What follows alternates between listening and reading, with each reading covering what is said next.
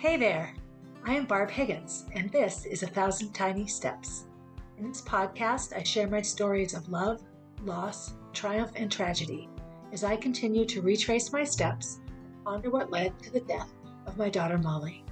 By doing so, I hope to not only help myself, but to bring purpose and possibility to those who listen. If you are ready to laugh, cry, shake your head in disbelief, then tie, buckle, lace up, or slip on your shoes and join me as we begin our 1,000 Tiny Steps. Hey everybody, welcome to the second take of episode 144 of 1,000 Tiny Steps. So last week as I'm recording, a couple of weeks since you've listened, I wrote an email about being in a rough mood, writing my email early in the morning and being angry because nothing was going the way I wanted it to go, and it took me 3 hours to write a 30-minute email and how frustrating it was. And I ended that email hoping that was behind me. I'd expressed my anger and life could go on. And what happened was the week between Molly's Gala and Memorial Day was probably one of the most frustrating weeks I've had in a long time. In looking back at it, I was superior at shooting myself in the foot. I was just so angry that I couldn't function in a way that made any sense. The first thing that comes to mind as I process this whole week of anger for me is that I pray a lot and meditate a lot on dealing with my anger. And I often say that if you need patience and you pray for patience, you don't just get patience showered upon you. You get ways to practice being patient, right? So as always, I can coach others in a variety of ways, and taking my own advice is almost impossible. And so I was angry, just angry. I was angry that I couldn't get anything done the way I wanted to. I was angry that every time I turned around, I had to help somebody else instead of helping myself. Now, even my language in describing this shows that I felt very pressured into. I had no choice. We always have choices. Sometimes choices are made for us, or we have to make a choice because it's more important than what we want inside. But Tuesday, the 21st of May, through Monday, the 27th of May, were awful. So let me explain why. Basically, the gist is our kitchen's done, almost done. There are a few things that need to be finished, but Kenny needs to paint the kitchen first. So, oh yes, I'll get right on that. Now it's over a week and he has not even bought paint. So there's that. Our yard is in a moment of respite. I'm happily watching my grass grow on my new side lawn. We haven't put the pool up yet. We've had like 2 weeks of hot, perfect pool weather, but we have no lawn to get to the pool. It doesn't make sense to put it up yet. So that's fine. This is all a process, right? The back end of our yard, as I'm looking out my window at it, has a bulldozer in it, and it has, dirt and a little play area for Jack, a sandbox. And we have a teeny bit of grass behind the barn, which I'm coming to love. So my life remains in upheaval. And everyone's like, oh, you must be so glad your kitchen's done. Well, I would be, except my house isn't at all done, if that makes any sense. We still have things packed away. It's hard to feel like our kitchen is done when most of our kitchen is still packed up in bins and boxes.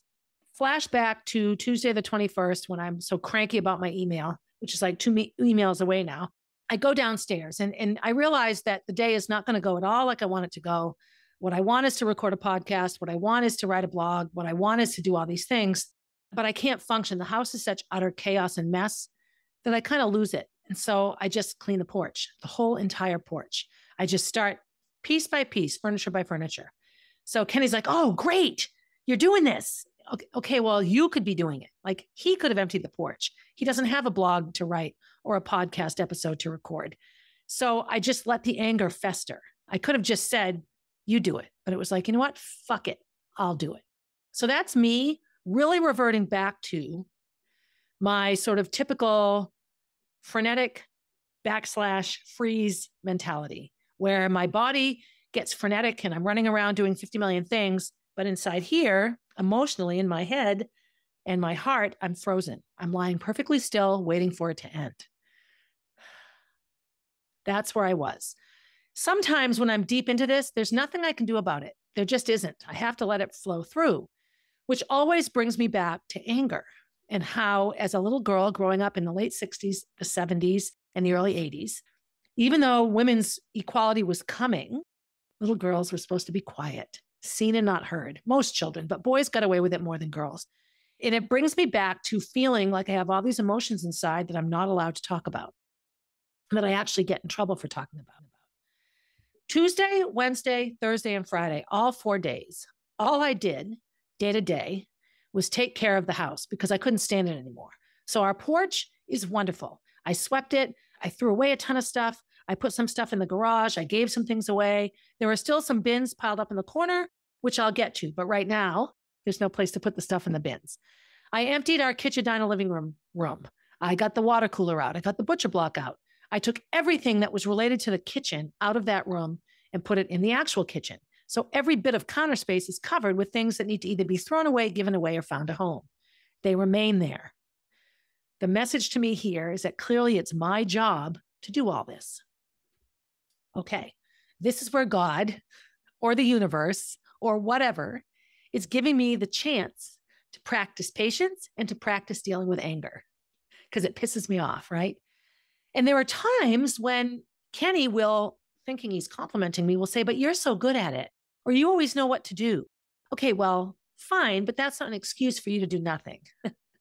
So, and it's not that he does nothing. Let me be clear. He does the best he can. And what he does well. I use the gala experience as an example. His work created 8 amazing raffle vases full of gift cards from all sorts of places in Concord. I have to be careful on just trashing Kenny because it's not fair. This sort of right here, this revelation around Kenny doing the best he can and me getting angry at it anyway, brought me to a quote that I used in my original recording of this episode. And it's by a guy named Thomas Kempis, who was a German/Dutch priest in like the 14th century. And he wrote a book, which I don't remember the name of, but it's a very, very common book in the Catholic religion around living a Christ-like life. So it says, be not angry that you cannot make others as you wish them to be, since you cannot make yourself as you wish you to be. I can't get pissed off at Kenny because he's not doing what I think he should do when I am mad at myself for not doing what I want to be doing, right? So I'm deflecting anger at myself to Kenny. 90% of the time that people are angry at other people, they're actually angry at something internal that a current event has triggered. The anger gets triggered. Keeping anger in is a really bad thing. That will come later. I'm going to read this again. Be not angry that you cannot make others as you wish them to be, since you cannot make yourself as you wish you to be. Thomas Kempis. So I think about that. I let my mind sort of wander to my childhood. How old am I when I'm angry? And I'm typically somewhere between 10 and 14, which of course are the years I'm being molested and abused. And so I always try to have a memory. Whatever memory comes up, I try to pay attention to because I think there's a message in it. And so here's what came up for me. I was home. It was just sort of a summer day in my neighborhood. I was probably 10. We used to like to dig holes and pee outside. I think I've talked about this before. What little kid doesn't want to pee outside when you're playing? Who wants to go all the way in, right? Boys can just pee in a tree. And a lot of my neighborhood boys did such things. It's a little harder for girls. We can't just pee in a tree. We have to pull our pants down. We got caught. A couple of my neighborhood friends got caught peeing outside. And so I got in huge trouble. My mother was furious that we were pulling our pants down in public. She didn't know what we were doing. She just saw that we had our pants off and we're behind these bushes near a big insurance company in my neighborhood. And so I got dragged home, right? So I got this lecture. It was dinner time and my abuser was eating dinner with us. He was like, oh yeah, your parents tell me that you were doing inappropriate things outside. So of course my neck hairs stand up because, so I look at him like, what do you mean? And pulling your pants down and if other people see you. And I just remember being just livid, like repulsed and livid that this person could sit there like his words mattered more than mine and lecture me on pulling my pants down in front of people when he was taking them off. I think I was 10, maybe 11 at the most. I didn't even know how to, maybe I was 9. I didn't know how to process the hypocrisy and the evil nature of this kitchen table scenario. And so that a fight ensued, an argument, and I got defensive and what the heck, what do you care? And there's nothing wrong with pulling your pants down if you have to pee. And it escalated. I remember getting up from the kitchen table. Now, I grew up where you had to ask to be excused still. That's like the boomer side of my childhood. My parents were born in 1942, so our house really did run as a boomer household for a long time. And anytime my mother tried to step out of that role, arguments, drinking, fighting ensued. It was a really unhealthy thing. And I remember storming out of the kitchen onto the porch, and I was standing out there. I could hear them talking about me and how I wouldn't follow the rules or whatever. And I remember being so angry. I opened the screen door and yelled in, "Tough, ain't it?" and slammed the door and took off. So my parents were infuriated that I had the audacity to speak in this angry tone to the group at the table. And when I came home, I got spanked. Here's the best part of that. My father pulled my pants down, spanked my bare butt with a belt. Now, he didn't spank hard. It didn't hurt, like in terms of like, oh my God, I'm hurt, but it's humiliating to have your pants pulled down. You have to lay across your dad's lap and get spanked. I find it horrifying that this was ever thought of to be okay. It's alarming. That came up to me. And so what I learned in that moment was not only is it not okay to express anger, especially to adults, because if you piss off the people that care for you, the people that don't will continue to hurt you. And even worse, if the people that care for you are the ones hurting you, there's no exit to that. So I found another quote that resonated with me, a couple of them. This one is written by a woman named Patricia Love, who wrote a book called The Emotional Incest Syndrome. So incest, of course, is when a relative has sex with or molests another relative. That's called incest. And with all the 23andMe and Ancestry DNA now, they're finding the prevalence of incest is insidious, which why would that surprise me, given all the issues around sexuality right now? Nothing surprises me. This relates to anger. If the parent represses the girl's anger, and I think this can be little boys as well, so I'm gonna start over and change the girls to child, because I really do think anyone that's been abused in this way feels this way.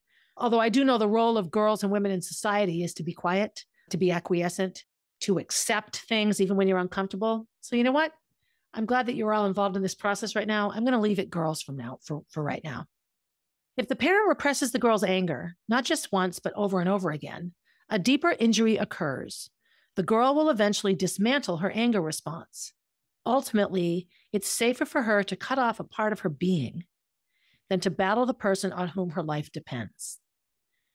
There are so many double meanings and ways to interpret chunks of this quote, especially in all that's going on today with women's rights and equality and sexual identity and everything else. This is horrifying. If the parent represses the girl's anger, not just once, but over and over again, a deeper injury occurs. The girl will eventually dismantle her anger response. Ultimately, it's safer for her to cut off a part of her being than to battle the person on whom her life depends. My resonation with this quote goes back to my bedroom with the pink carpet in the house I grew up in. And I would always start my diary entries with, "Oh God, please." And I read this book, Are You There, God? It's Me, Margaret. And she always started her diary entries, her journal entries with that. I started mine with, "Oh God, please." And I would promise God all sorts of things if he would take away what was happening to me. I'll clean my room every day. And I would clean my room for weeks and weeks and weeks. I'd clean my room. I would burn pajamas. I would take really good care of my siblings. I would do well in school. All the things that I thought would appease the mighty decision maker in the sky so that the person hurting me would stop hurting me. Of course, I have no control over that person's actions, and nor really does God, I guess, unless that person reaches out to ask or whatever. So this quote shows me that what I did was I learned early on. I remember a couple of times I slammed my bedroom door when I was angry, and my bedroom door was taken off, so I had no privacy. I couldn't close the door. So the week that my door was off its hinges, if I wanted to change with privacy, I had to go into the bathroom, right? Like there was no safety in my room. The door was off. I learned right away that anger was never going to help me. And if I was going to be angry, I had to express it in a different way. Now, this is a huge piece of anorexia, cutting, hair pulling, bulimia. A lot of girls, more so than boys, turn to self-harm and self-mutilation to deal with anger and to deal with hopelessness and to deal with the hypocrisy of their life, that there is no way to fix what's broken. And it's just, it rages me. And I can feel the rage come up in me even now. When I look at my life, my adult life, my college life, my adult life, I don't look back and remember a lot of anger. I remember self-anger. I remember sleeping with a lot of people and being drunk a lot. And I remember always feeling like, why is it the girl that gets judged in a one night stand when the guy's doing a one night stand as well? And a guy can't do a one night stand without a girl. Like all that hypocrisy around, when I was teaching health lessons and I would say, a guy that slept with 50 girls is a player, a girl that slept with 50 guys is a whore. That would really infuriate me. A huge trigger anger for me. In typical shoot myself in the foot fashion, the way that I dealt with that was to prove everyone wrong. I'm going to go sleep with anyone I want. Don't you dare call me a bad name. I can't say I regret any of those actions. I am textbook trauma survivor when it comes to being sexually assaulted at a young age. It's like telling a pane of glass not to break when a baseball hits it. The glass is going to break. But I learned from it. I just learned from it over and over again. And this past week, part of me felt like, here I am. The more things change, the more they stay the same. And then I realized the only thing staying the same in my angry moments last week was me. So this brings me to sometimes what I show to Jack, right? One of Jack's biggest issues with me is angry. Sometimes when the first thing he'll ask me when he wakes up, are you angry today, mommy? And I realized in the first months of his life, I had a lot of anger. I had a lot going on around Roy and how horrifyingly bad some things were in that regard.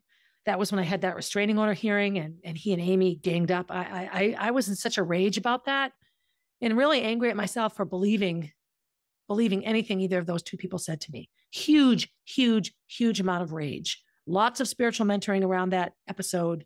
Lots of therapy now around that episode, that period of my life right after Jack's birth. But that, little Jack got, shown anger at an early age. So looking at the damaging effects of repressing anger, I've worked very hard to be angry in front of Jack if I'm angry and process it through with him and allow him to be angry.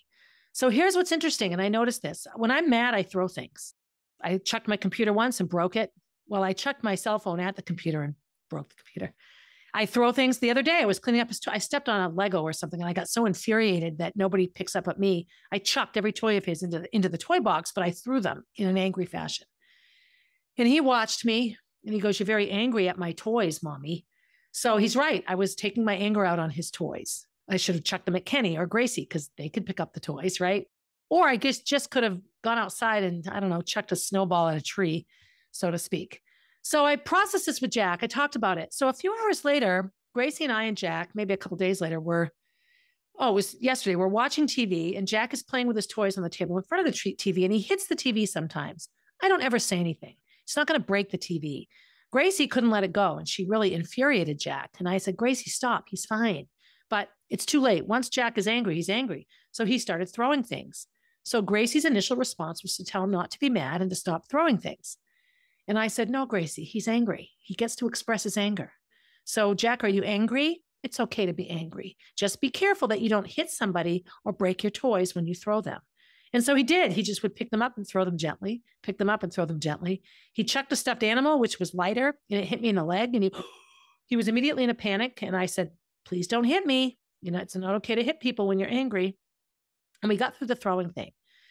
So Gracie was a bit concerned that I was allowing him to be angry. I'm like, "Gracie, honey, anger is an emotion. Any emotion you stifle is going to fester inside and make you worse," which leads me to another quote, which I didn't write down because it's super long. Okay, and this quote is by Patricia Love, The Emotional Incest Syndrome. Okay, so it's the same author as the first one. "When a parent interferes with a child's anger response in these heavy-handed ways, ridiculing, ignoring, isolating, goading, punishing, distracting, hitting, joking, the anger increases and is redirected at the parent." I've seen this.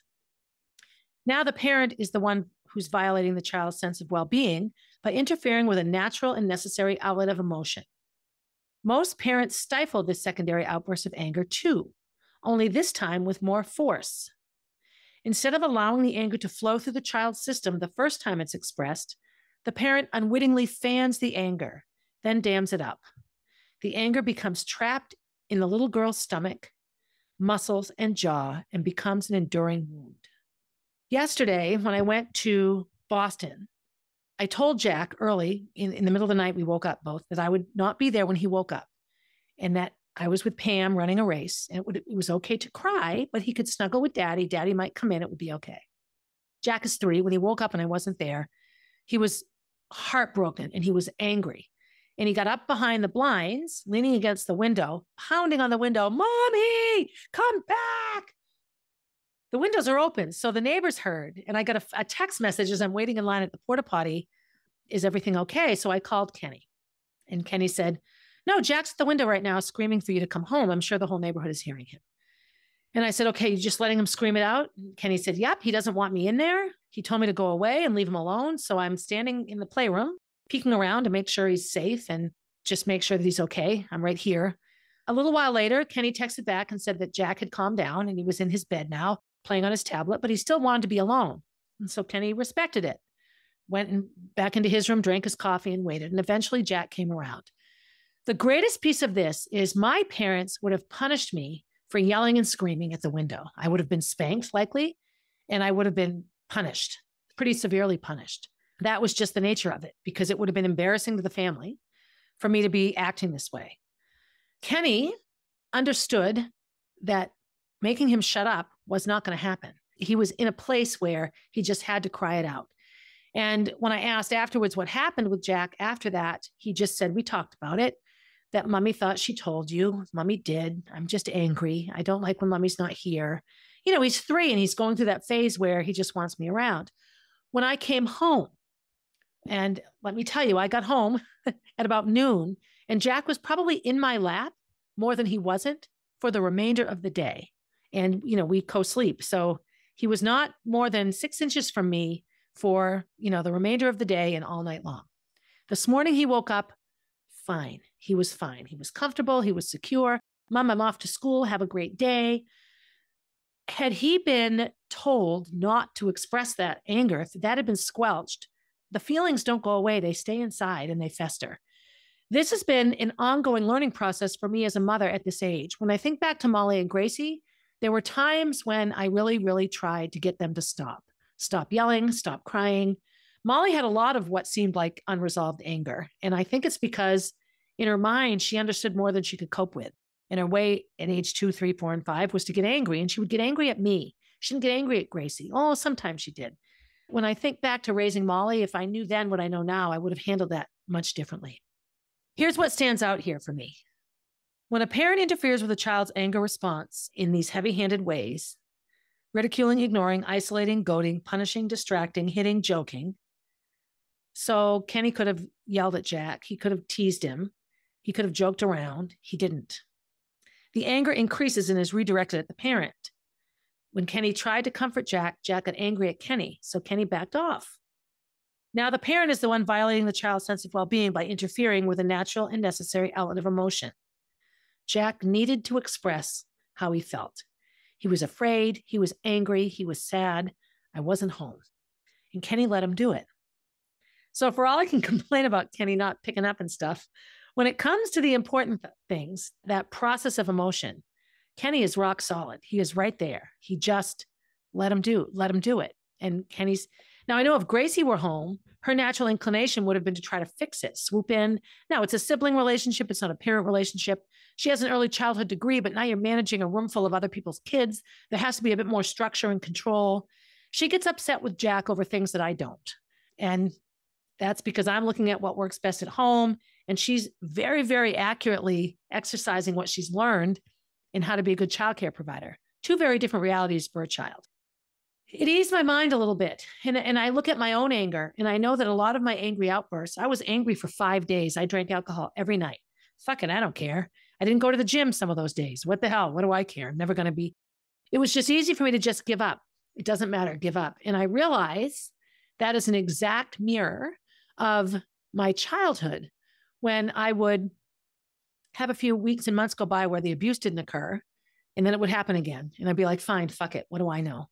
And I could get into some pretty negative self-harming behaviors. My self-harming behaviors were mostly the relationships I chose, friends that I knew would hurt me, and substance abuse, drugs and alcohol. So yeah, that was how I did it. I don't like being hungry, and I don't like throwing up. I don't want to deface or scar my body, so I didn't ever cut myself or hurt myself that way. Those things, the kind of pain I put on myself was much more sort of emotional pain. One more anger quote, and I'm going to get into how I've dealt with my anger and pain. So a lot of my anger is at Kenny. and it gets reflected back to me.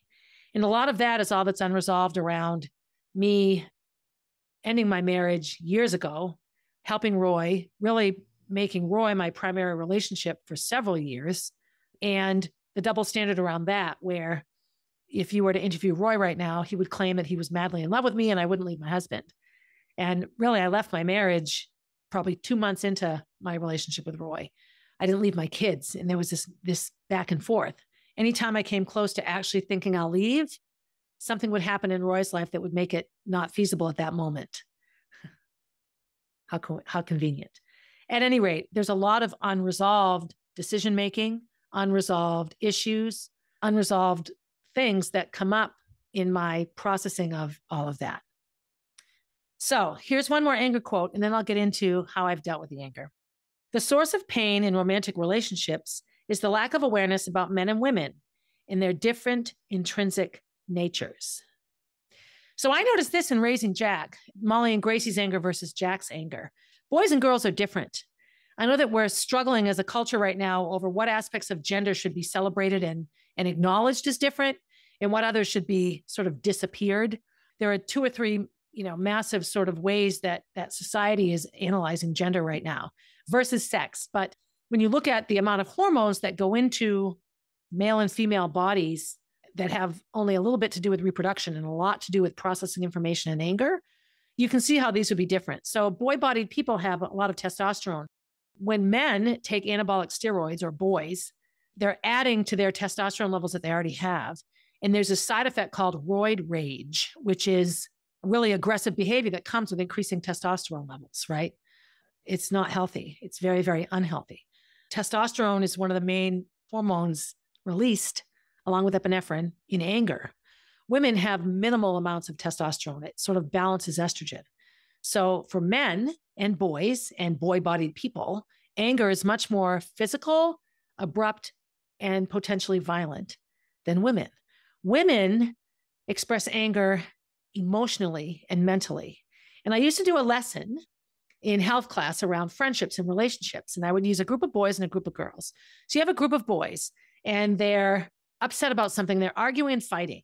And 2 of them start punching each other, and the other boys cheer them on. And eventually there's a winner, right? Mother or father comes home, breaks it all up, get to the bottom of this. They share what happened. Then they order pizza and they start shooting hoops again. And an hour later, it's like the fight never happened. It's done. You have a group of girls. They get in a fight. They get mad at somebody. One group of girls gets everyone together to say, let's hate them for a week. And so for a week, the girl they're mad at is ignored, bullied, mean notes are sent. Now in this day and age of cell phones and stuff, all sorts of bullying occurs to emotionally decimate the enemy. Then reconciliation occurs, the girls are friends again, and somebody else does something that makes the group angry. And now she's the one that gets ignored and bullied. When I would present this, my high school classes would be like, oh my God, that's exactly right. That is estrogen versus testosterone.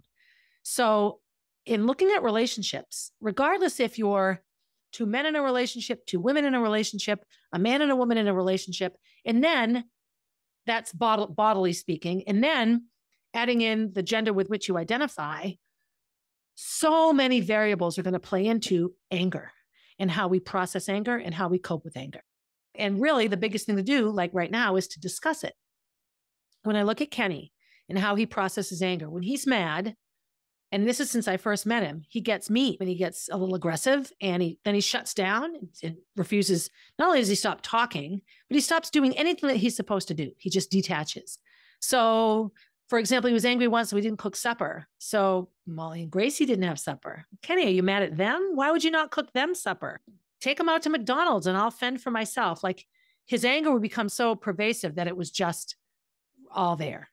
And then, oh my God, I'm sorry, please forgive me, this sort of cycle that went round and round. For me, I just shut down. Fuck it. I don't care. Don't stop talking to me. What's wrong? Nothing. If you have to ask me, your standard sort of male-female fighting patterns, we have them. What I have to notice now is how we process anger, what triggers us, why we get angry in the first place, plays a huge role in how we grew up and how we were allowed to process anger. I learned as a child that fighting back and showing anger was a punishable offense. I also learned that I can't talk about my abuse because it will embarrass the abuser And would I really want my abuser to go to jail? So the short answer was yes. But when I was 10, that wasn't really, the way I dealt with it, my self-harm ways was to rule break, was to swear when I shouldn't swear, drink and take drugs, sleep around. That was how I dealt with my inability to fix and to stop all that I was feeling. And then I would enter into the freeze response. I would just stop doing anything that, like, the way I'm going to punish you all is to stop being successful and then blame you all for me not being successful. It is so standard and typical. So let me talk about how I deal with my rage. The first positive way I dealt with my rage was when I started running. And no surprise, a lot of women I met in the running community, successful distance runners, came from abusive childhoods. And of the abusive childhoods, probably 85% of them were sexually abusive childhoods. So how do you manage your rage? You put your body into such a high level of pain and then beat it that you win. One of the hardest parts about sexual abuse, especially if it isn't always violent, is that you learn sexual pleasure in a disgusting way. And so it's very hard to uncouple those two things. Ooh, that feels good. Oh my God, this is disgusting. And that's a lifetime battle. For me, every sexual experience I've had has always had a moment where I have to shut off part of my brain to stay focused in the fact that it's not disgusting. Or I have to go to a place that I forget all of it. And so I can sort of experience it from a faraway, safe location. That's my reality all these years later. Although it's been a few years since I've had sex, so whatever. At any rate, running provided a way that I could like my body. And physical activity has remained a huge piece of it for me. Let me also say, I am an elite athlete and I'm so lucky to live in the body in which I live. What I often do is sabotage it. Like, I train every day, go to the gym, I work out, I stretch a little bit, I do what I'm supposed to do, but I always keep involving alcohol in my life, or I don't do mobility, or I stop going to the massage therapist and the chiropractor. I subtly stop all the external things that will make me successful as an athlete, getting to the CrossFit games, all these different things. All of a sudden, weeks have gone by and I haven't done what I set out to do. Hire a coach and then never call him back to set it all up 2 months, 3 months ago, because I get sidetracked with my busy life. My life is busy and I do not live in a current situation that supports me being able to do all that I want to do. The only way I could do it in this life is to put Jack into full-time childcare and tell Kenny to get a full-time job out of the house. Then I could do it. Kenny's job could pay for the childcare and I could do what I want to do. But part of me also feels like I don't want to not see Jack. So there's the balance where I have to look at myself and make the changes. So back to last week, I had this terrible week, 5 excruciatingly, painfully angry, awful days. First hour I felt okay was Sunday morning at Amoskeag CrossFit in Concord with Gracie, my daughter, and Pam, my gym bestie, doing a hero workout called Murph. One of the things that I loved about CrossFit when I first joined was its commitment to honoring military and public servants. So fire, police, in all levels of military. And so when somebody dies that was an avid active CrossFitter, oftentimes they get a hero workout named for them. Blake Marston, who I met through White Mountain CrossFit years ago, whose dad I worked with, there's a hero workout for him now called Marston. We do it every January to commemorate his death. The most famous hero workout within CrossFit and outside of CrossFit is Murph, Memorial Day Murph. So it's done on Memorial Day and you run a mile, 100 pull-ups, 200 push-ups, 300 sit-ups, run a mile. I remember when I first joined CrossFit, it seemed overwhelming. I could likely do this workout once a week and be fine. Maybe I will. I don't know. So Pam and I and Gracie did it Sunday morning because none of us could do it Monday. Gracie had commitments on Monday and Pam and I were running a half marathon. So what does any 61-year-old woman do the day before running a half marathon that she's woefully not fit for? She does a hero workout called Murph. For the 52 minutes or so that it took me, I wasn't angry. I wasn't upset. I was so utterly consumed with how good I felt when I was physically working as hard as I could, when all I could think about was managing the pain for 30 more seconds. 30 more seconds, Barbara, you can do it. Just getting lost in the flow of the activity. And I talked about it. I did a little social media post and talked about how good I felt. And it lasted for a bit of Sunday. Sunday was a bit of a better day. Not a lot. I got super angry by nightfall again, but there it is. And then Monday, I got up at 4:30 and drove to Boston and ran the Run to Remember, which is a half marathon and a 5-mile event to raise money for a foundation that supports the fallen, that supports military families and military survivors in the spirit of people that have passed away in service, died in service. So we still ran super slow, but a little faster than last year. I ran 17 minutes faster, and I had a completely different experience. What I did for 7 miles was just enjoy the momentum of running again. It doesn't feel at all like it used to feel, but for 7 or so miles, I just felt like, oh my God, I can do this. This is amazing. And then the wheels started to fall off the bus a little bit. My knees started to hurt. My feet started to hurt. Everything started to hurt. And the last probably 3 miles were utterly, knifingly, on a scale of 1 to 10, 11 level of pain in my feet and my knees. I really hurt. But that's how I fix myself. That's how I get this to shut up, is I talk myself into not stopping. So for 3 miles, mile 10 was just over the Longfellow Bridge. And I joked around with a guy running that part of the race. I got to the 10-mile mark. I knew I had 3 miles left. And it was all through the Back Bay and the Theater District and, the financial district back to the seaport. And I just talked myself into not stopping. I looked at the ground. I focused on my big toe. Then I focused on my pinky, anything that I could focus on to take away the focus from the parts of my body that were hurting. I ran 14 minutes a mile. I could walk that fast, healthy, right? But I finished. I overcame my utterly pain-filled body to finish. And I felt so much better after. So that's how I burn myself with cigarettes. That's how I cut my skin. That's how I puke my food, right? That's how I pull out my hair. That's how I overdose on crack. I don't know. All of the ways that abused kids hurt themselves. I found a way that I can couch as positive, right?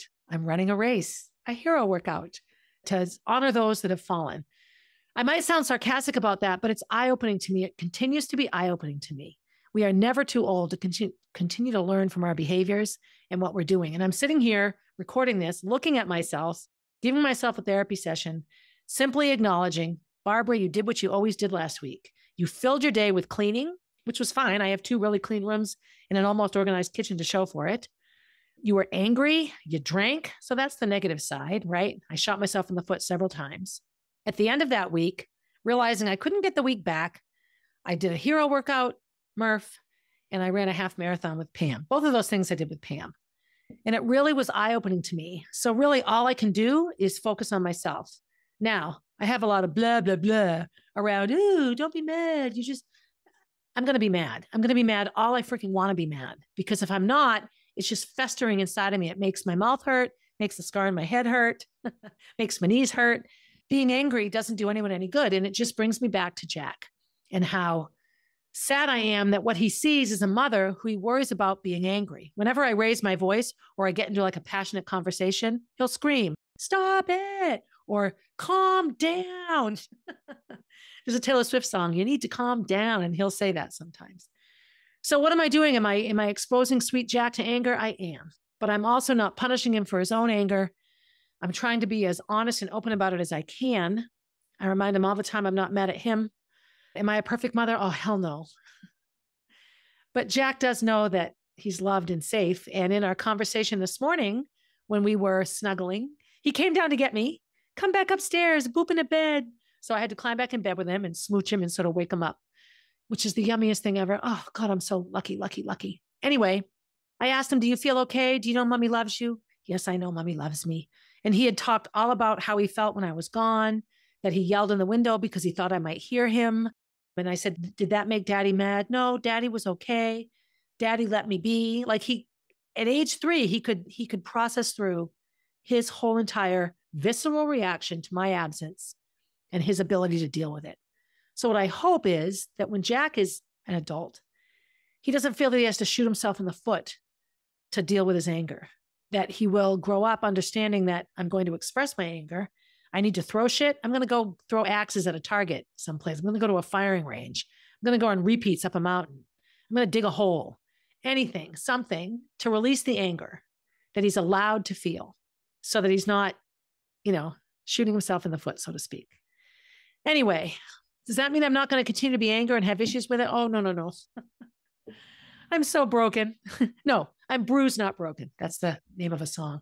At any rate, the podcast I recorded Saturday night was me just pissing and moaning about everything. I'm still just as angry as I was, but I've stepped out of it a bit. I can look at it more. Am I a week behind in my work? Yes, I am. Will I walk around pouting about it? No. I'm going to pack a lunch and some clothes in a bag and send Kenny and Jack away tomorrow, all day. Bye. So that I can get stuff done. That's what I'll do. I will create for myself another day where I can have the house to myself and some peace, and I'll get caught up. And hopefully I will have learned something about all this. I hope you have too. I hope that you know, as a listener, that you have the right to be mad. You have the right to be really mad. We don't accept anger as a necessary emotion and a necessary release. Blood pressure goes down after anger is dissipated. Everything is better. So go ahead and be angry if you need to be angry. It's okay. And pay attention to political messages that we send children based on the things that we fight for, the things that we fight against. If we're teaching children or just the country or citizens to be quiet about something, or we punish them when they speak up because we disagree with them, then neither side is right. And I see a lot of this in our political warfare now, that one side wants to make the other evil, and then the other side fights back wanting to make that side evil. Both sides are evil in that regard. There's no common discourse. There's no coming together. That comes to mind a lot for me, and a lot of what I watch on TV triggers anger for me. Don't tell me to be quiet. That won't end well for anybody. So anyway, I hope that this was listenable and helpful. I hope that y'all had a good Memorial Day weekend, that now that it's June, that you're heading into June, school ending, all the summer activities being planned, the weather being nicer. I'm not sure where y'all live, but it's getting much nicer here. Be good to yourself. Be good to someone else. And as always, have a good day, everybody. Hey, thanks for listening and supporting the podcast. Feel free to leave a review and share my stories with your friends. Please reach out with your own stories, as I love connecting with my listeners. If you would like to get to know Molly, head over to mollybfoundation.org to see what she is all about. If you want to see what I'm up to next, you can find me on Instagram at barb_444, on Facebook as Barb Higgins, and at my website, 1000tinysteps.com. And while you're there, sign up for my newsletter, a weekly way to find out what's up in the life of Barb Higgins.